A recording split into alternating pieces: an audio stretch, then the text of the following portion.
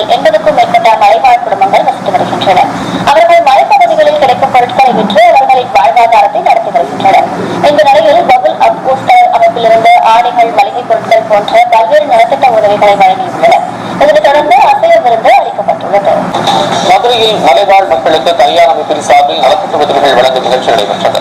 உசிலம்பட்டியை அடுத்த குறிஞ்சிநகரில் வசிக்கும் மலைவாழ் மக்கள் மலைப்பகுதியில் உற்பத்தியாகும் கிழங்கு, தேன் போன்றவற்றை விற்பனை செய்து வாழ்க்கை நடத்தி வருகின்றனர். இந்நிலையில் தொண்டு அமைப்புகளைச் சேர்ந்தவர்கள் மலைவாழ் மக்களுக்கு அரிசி, மளிகை பொருட்கள் போன்ற நலத்திட்ட உதவிகளை வழங்கினர். மேலும் அனைவருக்கும் அசைவ உணவையும் பரிமாறினர். பின் மலைவாழ் மக்கள் அனைவரும் நலத்திட்ட உதவிகள் வழங்கிய அமைப்பினருக்கு நன்றி தெரிவித்தனர். மலைவாழ் மக்களுக்கு தனியார் அமைப்பு சார்பில் நலத்திட்டங்கள் வழங்கும் நிகழ்ச்சி நடைபெற்றது. நாயக்கனூர் ஊராட்சிக்கு உட்பட்ட குறிஞ்சிநகரில் 80க்கும் மேற்பட்ட மலைவாழ் மக்கள் வசித்து வருகின்றனர். இவர்களுக்கு பவுல் அப்போஸ்தலர் அமைப்பின் நிறுவனர் கருணாகரன் தலைமையில் அரிசி, ஆடைகள் உள்ளிட்ட நலத்திட்ட உதவிகள் வழங்கப்பட்டன.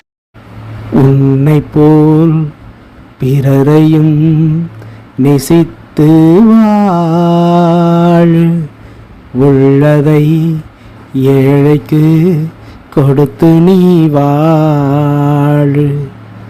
என்னுடைய இந்த ப்ரோக்ராமை உலகம் அறிய வைத்த சத்தியம் டிவி,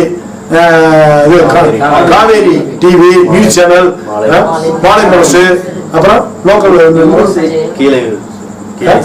கீழே செய்திகள், அப்புறம் சத்தியபாதை, தினமலர் பத்திரிகை, எல்லாருக்கும் எங்களுடைய நன்றியை தெரிவித்துக் கொள்கிறோம். அதாவது மறைவில் பேர் இருக்கிற பட்டணம் மறைந்திருக்கிறார். தர்ம நீதி வெல்லும், தர்மம் ஜெயிக்கணும்.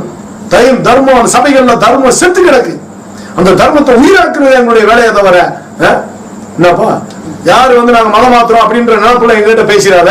உன்னை போல் பிறரையும் நேசி அப்படின்ற அந்த வசனத்தை பிழைக்க வைக்கிறோம். என்னப்பா எல்லாருக்கும் நன்றி செலுத்தி விடைபெறுகிறோம். இயேசுவின் நாமத்தில் பிதா.